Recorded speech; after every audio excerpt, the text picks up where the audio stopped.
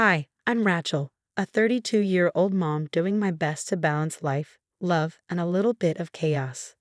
This is my world on a typical sunny morning. My 4-year-old daughter, Lily, darted around the living room, her laughter a melody bouncing off the walls.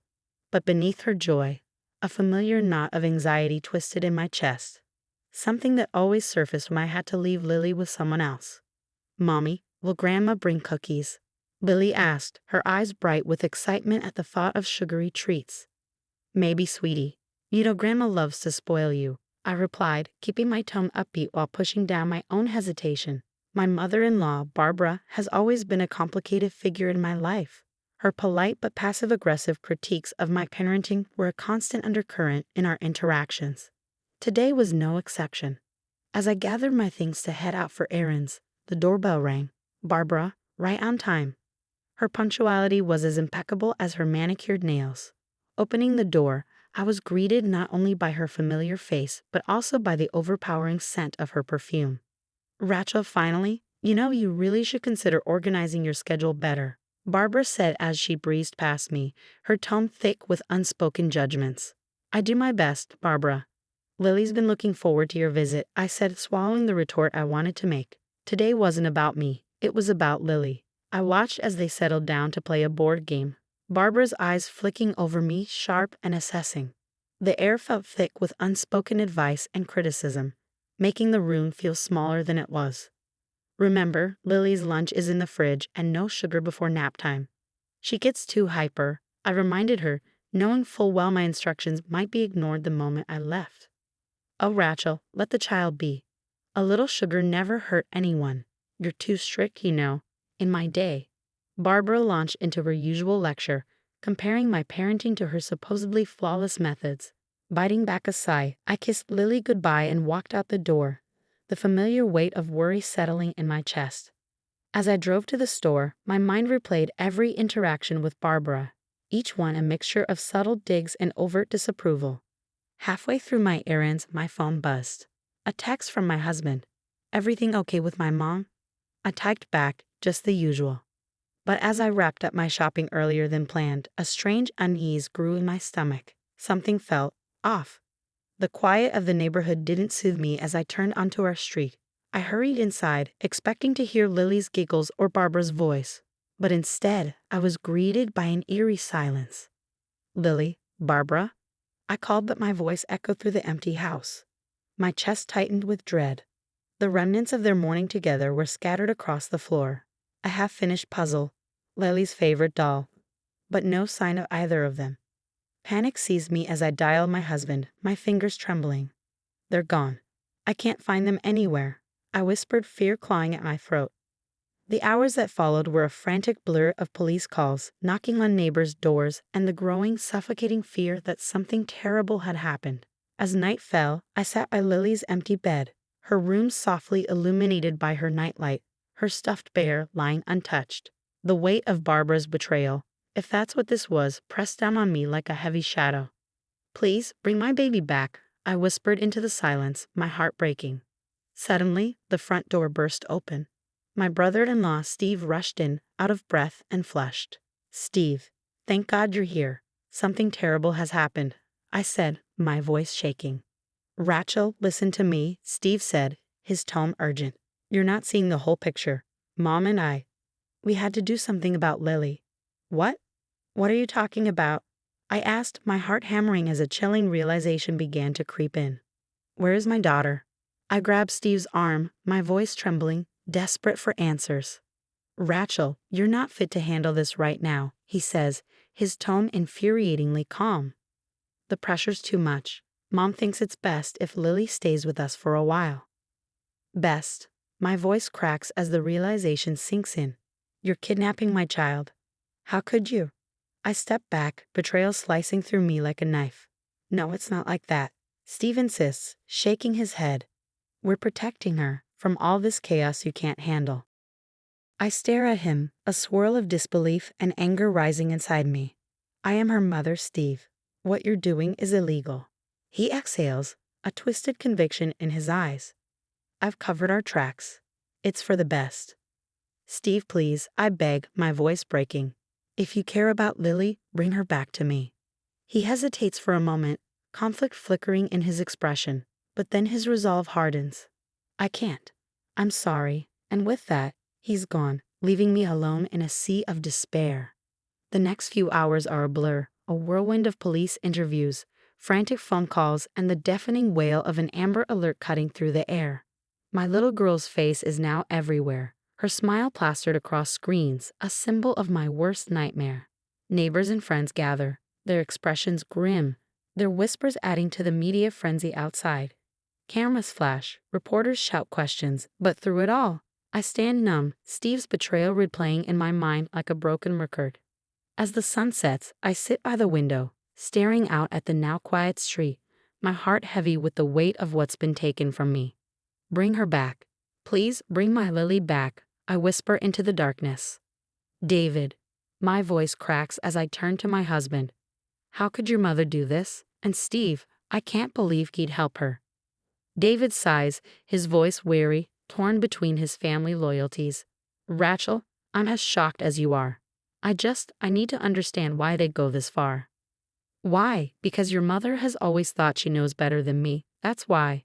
She's never trusted me with Lily. I pace, my thoughts a tangled mess of anger and fear. Rachel, we need to focus on finding her, David says, trying to stay calm. We can deal with my mom and Steve later. He reaches for my hand, trying to bridge the gap between us. Sort it out later, I snap, pulling away from his grasp. Our daughter is missing because of them. There is no later. This is happening now. Rachel, I know, David replies, his voice soft. I'm on your side, but accusing them won't bring Lily back. We need to stay calm and work together. Just then, the doorbell rings, cutting through the tension. It's Detective Simmons, his face somber. Rachel, David, we may have a lead. My heart leaps. Anything, detective, please. We've tracked some of Steve's digital activity. It looks like he's been communicating with someone in the next state over. We're coordinating with local authorities to check it out. Thank you, detective. We appreciate everything you're doing, David says, though his voice is strained. As the detective leaves, David turns to me. See, we're making progress. We'll find her. How can you be so calm? I snap, frustration bubbling over. Your brother is involved in this. Rachel, he says gently, being angry at Steve won't help. We need to focus on the clues. Let's not lose sight of what's important. I know you're right, but it's hard. I take a deep breath, trying to steady my nerves. It feels like your family is against us. David steps closer. I swear to you, Rachel, we're in this together. Lily is my daughter too. I want her back just as much as you do. Then promise me, I say, locking eyes with him. No more defending them. Not until Lily is back home safe. David nods. I promise. We'll get through this together. Suddenly, my phone buzzes, cutting through the heavy silence. A number I don't recognize lights up the screen. With a trembling hand, I answer. Hello? Is this Rachel? Yes. Who's this? I'm Maggie, a clerk at Eastview Mall. I think I just saw your daughter, Lily. I recognized her from the Amber Alert. My heart leaps into my throat. Lily, are you sure? Yes, she was with a man and a woman. They seemed in a hurry, but I'm certain it was her. They're still here. Thank you, Maggie. Thank you so much. I rush to call Detective Simmons, my fingers shaking. Detective, they've been spotted at Eastview Mall. Please hurry. We're on it, Rachel. Units are en route. Stay where you are. We'll handle it. The wait is excruciating. Every second feels like an eternity. I pace the room, my mind racing with hope and fear. Then my phone rings again. It's Detective Simmons. Rachel, we've got them. Barbara and Steve are in custody. And Lily is safe. I collapse onto the sofa, tears of relief streaming down my face. Can I see her? Please, I need to see my daughter. Of course. We're bringing her to the station. Meet us there. The moment I see Lily walk through the station doors, a police officer gently guiding her, the flood of emotion is overwhelming. Her wide eyes scan the room until they land on me. Mommy. Her sweet voice fills the space as she runs into my arms. Lily, my sweet girl, I missed you so much. I hold Lily tight, burying my face in her hair, breathing in the familiar scent of home. Mommy, I was so scared, she whispers. I know, baby, I know, but you're safe now. You're with me. We cling to each other as Detective Simmons approaches, his expression somber. We'll need to talk about what happened, but for now, just take your time. I glance over at Barbara and Steve, sitting handcuffed in a corner, their heads bowed. The weight of their actions is finally dawning on them, the consequences inevitable. As Lily and I sit wrapped in each other's arms, the world slowly begins to right itself. But even in this moment of reunion, I know this is just the beginning. There are difficult conversations ahead, healing that will take time. For now, though, I hold my daughter, the missing piece of my heart, finally returned. As the sun rises, casting a gentle glow through the windows, Lily and I sit at the breakfast table, a new routine emerging in our reclaimed life. Across from us, David flips pancakes, his attempts at light-hearted jokes filling the room with a semblance of normalcy, even with the lingering strain beneath it all. There's a renewed sense of togetherness. Mommy, can I have extra syrup? Lily asks, her eyes wide with the innocent hope that life could just be about pancakes and syrup again. Of course, sweetheart. I smile, passing her the syrup. Every small moment feels precious now, a step away from the shadows of the past weeks. As we eat, David reaches for my hand under the table, a silent vow of solidarity and strength. After Lily leaves for school, we linger over our coffee, bracing ourselves for the day ahead. The community support has been overwhelming, David remarks, scrolling through messages on his phone. There's a fundraiser tonight. Everyone's coming together for Lily. It means the world. I reply, a surge of gratitude swelling inside me for the neighbors and friends who have stood by us. Yet, even amid the support, the reality of Barbara and Steve's betrayal looms large. News of their arrests spread quickly, igniting public outrage. Once respected in the community, they now face cold disdain. At the grocery store, people turn away from them, their whispers sharp with judgment. The social ostracism they experience speaks louder than any court sentence. David and I attend every hearing. Barbara's once haughty gaze is now lowered, unable to meet our eyes. Steve tries to apologize, his voice faltering, but the damage is too deep, the trust too broken. At home, David installs new security systems, his actions filled with a quiet determination. I want to make sure you and Lily always feel safe here, he says, his resolve clear.